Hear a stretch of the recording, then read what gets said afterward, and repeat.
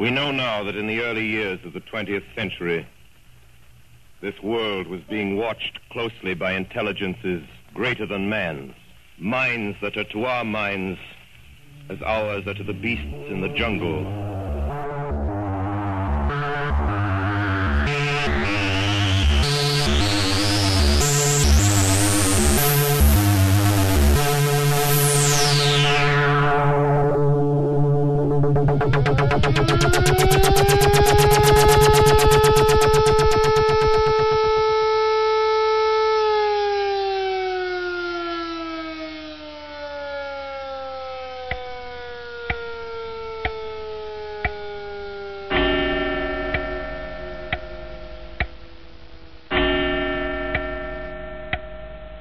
Don't adjust your sets. You are welcome to the Irish side of the moon.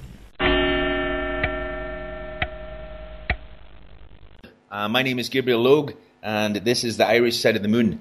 I've got with me today Mr. Stanton Friedman, father of modern-day ufology, nuclear physicist, researcher, debunker of debunkers, and uncoverer of conspiracies, a cover-up since 1947.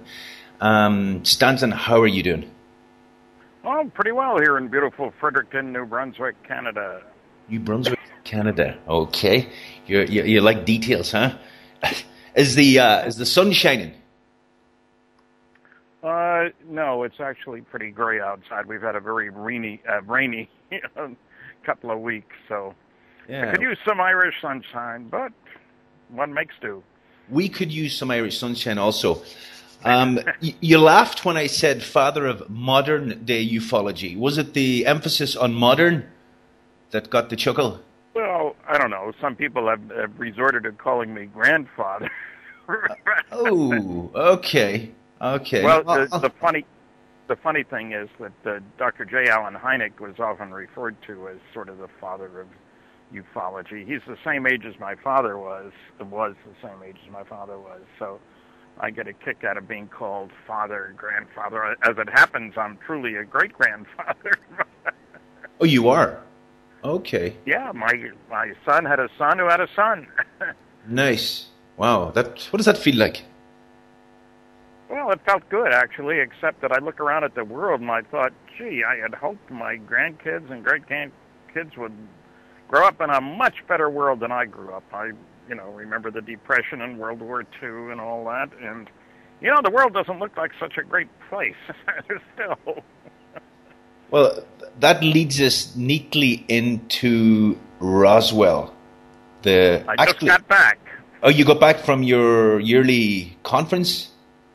Well, or were you visiting? There's an annual festival in Roswell, and a couple of competing groups of lectures, and there's a parade and vendors selling all kinds of good things, and there were lots of people there, plenty of sunshine down there. Okay, so tourism is good in Roswell? Yes, it is. And is the museum still free? Actually not, but I think they're now asking for a donation of $2. Okay, so it's virtually free. And today's... Yeah, they're raising money for a new facility, which will be larger and more complete and all that sort of thing. So, okay. It certainly has brought an awful lot of people to Roswell. Something more than 2.5 million have gone to the museum in the last 12 years, I think it is. Okay. That's not bad for a town that is 200 miles from Albuquerque, El Paso, and Amarillo. So if you're there, it's because you want to be there, not because you're on the way to someplace. Right. Or you got lost from Zeta 1, perhaps? Or you got lost from Zeta 1.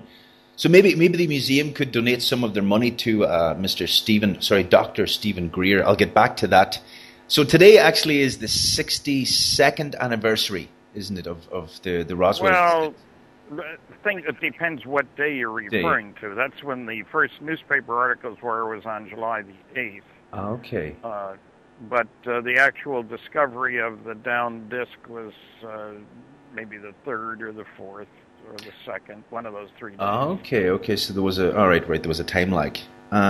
Stanton, can I ask you, I know it's before we actually get into Roswell. When I was listening to your conferences and going over your material on your website, what jumped out at me is what you have ascertained as strategies by debunkers. And you said in some of your conferences that they are cross-contextual.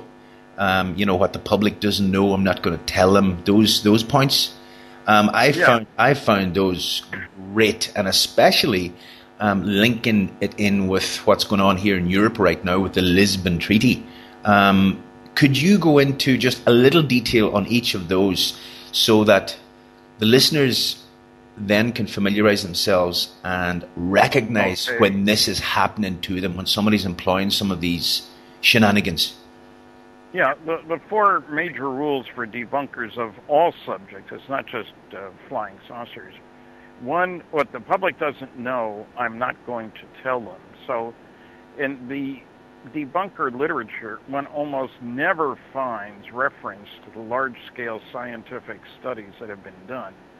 And then because they don't reference those, the reader doesn't know that what they're saying is nonsense. For example, nobody seems to understand that in the largest study ever done, 21.5% of the sightings were unexplainable, completely separate from 9.3%, which were insufficient information.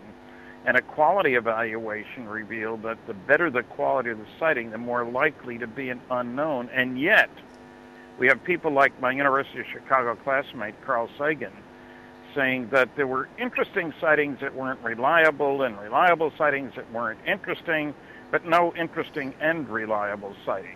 That's total balderdash. They don't know. The Secretary of the Air Force said even the unknown 3% could have been identified as conventional phenomena or illusions if more complete observational data had been available. Well, if he had referred to this was a press release about this same study that didn't give the title of the study, of course. Okay.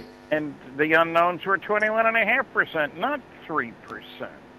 So that's the first thing. What the public doesn't know, I'm not going to tell them. For example, there have been at least a dozen PhD theses done about UFOs.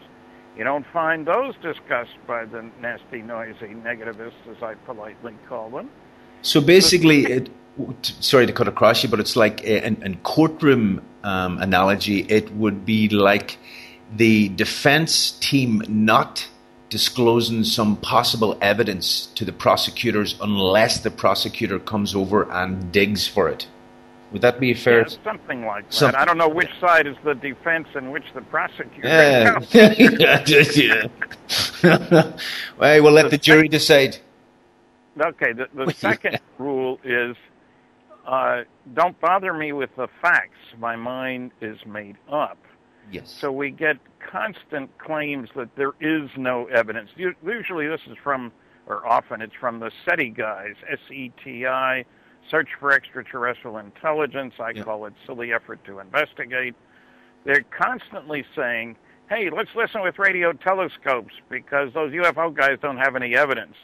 The fact of the matter is that there's loads of evidence on the UFO side and no evidence on the SETI side. They have no reason to believe that except wanting to believe it, that there are signals being sent in such a fashion that we could receive them. Now, why in the world an advanced alien civilization would be sending signals to Earth, I have no idea. Last I heard, Columbus didn't send smoke signals to North America before he set sail. I mean, it's one of those silly things. But remember, if aliens are visiting, who needs radio telescopes? Better you should learn sign language, maybe, to communicate.